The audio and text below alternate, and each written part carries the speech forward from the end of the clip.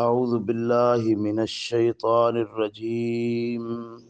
بسم اللہ الرحمن الرحیم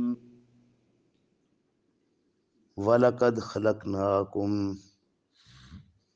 اور البتہ تحقیق پیدا کیا ہم نے تم کو، تخلیق کی ہم نے تمہاری، ثم صورناکم، پھر صورتیں بنائی ہم نے تمہاری، ثم پھر قلنا کہا ہم نے للملائکۃ، واسطے فرشتوں کے، اسجدوا لآدم، سجدہ کرو واسطے خلیفہ بننے آدم کے، فسجدوا، بس سجدہ کیا انہوں نے، لا ابلیس، مگر ابلیس، لم یکن، نہ ہوا وہ، من الساجدین، سجدہ کرنے والوں سے۔ یہ دوسرا رکوع ہے سورہ الاعراف کا۔ ابتدا میں ہی فرما دیا وَلَقَدْ خَلَقْنَاكُمْ ثُمَّ صَوَّرْنَاكُمْ، یہ جو ابتدائی تخلیق ہے اس میں اللہ رب کریم نے فرد واحد یا دو افراد کو نہیں بنایا، بلکہ کم کا صیغہ ہے، عربی میں واحد تثنیہ اور جمع ہوتا ہے، تو یہاں جمع کا صیغہ ہے وَلَقَدْ خَلَقْنَاكُمْ، جمع کا صیغہ بول کر گویا یہ بات واضح کر دی کہ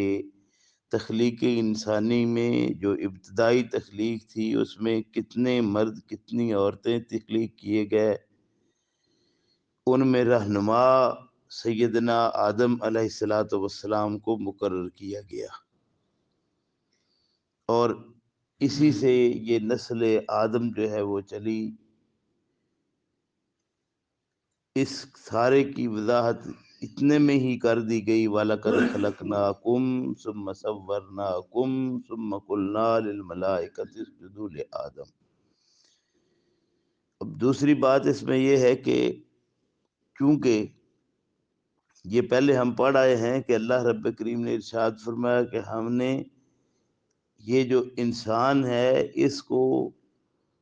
خلف بنایا ہے، خلیفہ ہے، یہ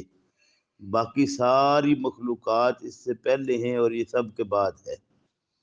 تو یہ آخری تخلیق گویا دنیا کے لحاظ سے بنا کر اللہ رب کریم نے واضح کر دیا، اور اس کی جو بڑائی اور بزرگی تھی اس کو ثابت کر دیا کہ یہ ساری مخلوقات میں اشرف ہے، افضل ہے، بہتر ہے۔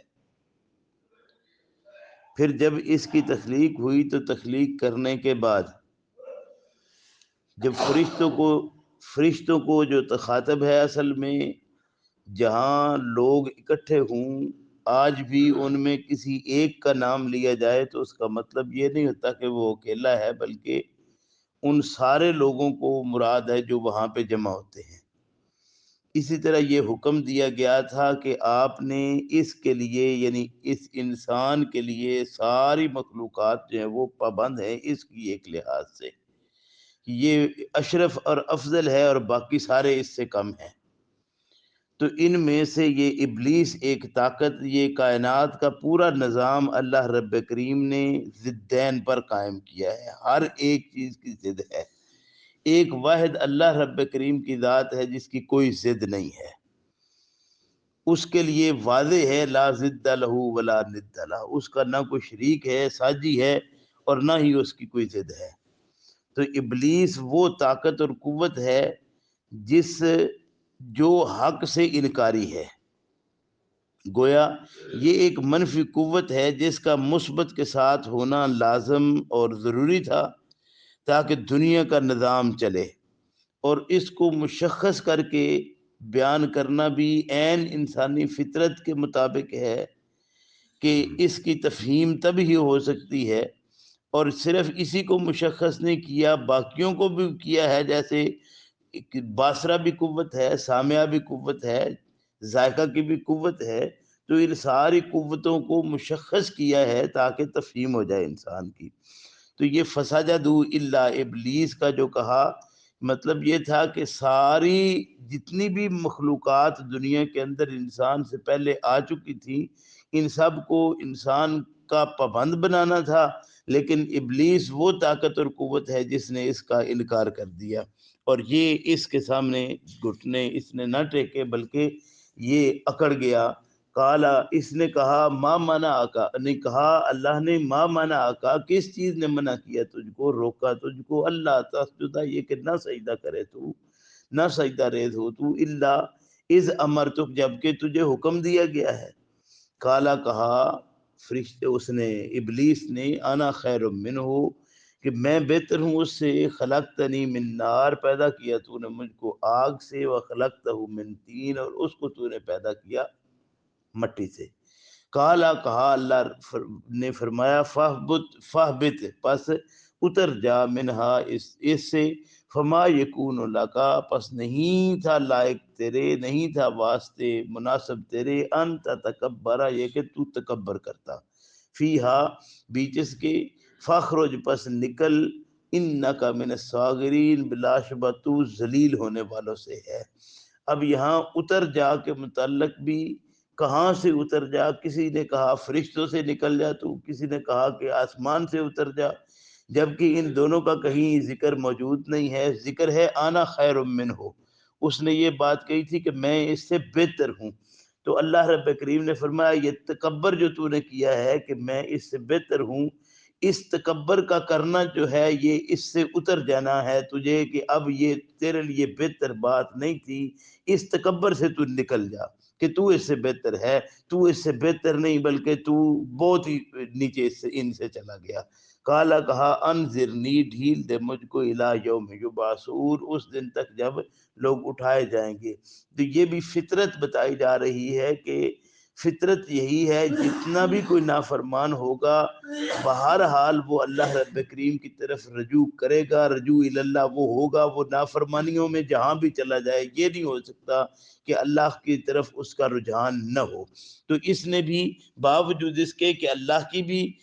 کا حکم کی بھی انکار کر دیا، اور جس کام کو کہا گیا وہ نہیں کیا، لیکن پھر وہ اللہ کی طرف رجوع ہوا اور کہا انذرنی الی یوم یبعثون۔ کالا، فرمایا انکا من المنذرین، بلا شبہ تو ڈھیل دیے گیوں سے ہے۔ کالا، کہا فبما اغویتنی، پس قسم ہے اس کی کہ گمراہ کیا تو نے مجھ کو، لأقعدن، البتہ بیٹھوں گا میں، لہم، ان لوگوں کے لیے، یہ جو آدم تو نے بنایا ہے اس کے لیے، صراطک المستقیم، تیری جو سیدھی راہ ہے اس پر میں بیٹھوں گا، ثم لآتینہم، پھر البتہ آؤں گا میں اس کے پاس، من بین ایدیہم، آگے سے، ومن خلفہم، اور پیچھے سے، وعن ایمانہم، اور اس کے دائیں سے، وعن شمائلہم، اور اس کے بائیں سے، ولا تجد اکثرہم، اور نہیں پائے گا تو اکثر ان کے کو، شاکرین، شکر کرنے والے۔ رکوع لمبا ہے تو بہرحال یہاں پر بات ختم کرتا ہوں۔ یہ بات بھی، یعنی یہ انداز اور باتیں ساری بتا رہی ہیں کہ یہ اللہ رب کریم کا جو انسان کو تخلیق کرنا ہے سب کے بعد، اس کے بعد ساری مخلوقات کو اکٹھا کر کے اس کی بڑائی اور بزرگی کا بتانا مقصود تھا، اور اس میں انکار کس نے کیا؟ ایک ابلیس نے، اور ابلیس نے انکار کر کے پھر ساتھ ہی یہ بات بتا دی کہ میں ہر طرف سے ان کے اوپر سے، نیچے سے، دائیں سے، بائیں سے، آگے سے، پیچھے سے، ہر وقت ان کو تیری راہ جو اصل ہے اس سے گمراہ کرتا رہوں گا، اور اسی لیے آج ہم ہر طرف سے گمراہیوں کا شکار ہو رہے ہیں۔ ہم بالکل تفہیمات بھی ہیں، تعلیم بھی ہے، سارا جانتے ہیں، اس کے باوجود جان کر پھر ہم انجان بن چکے ہوئے ہیں۔ اللہ ہمیں سمجھ کی توفیق عطا فرمائے۔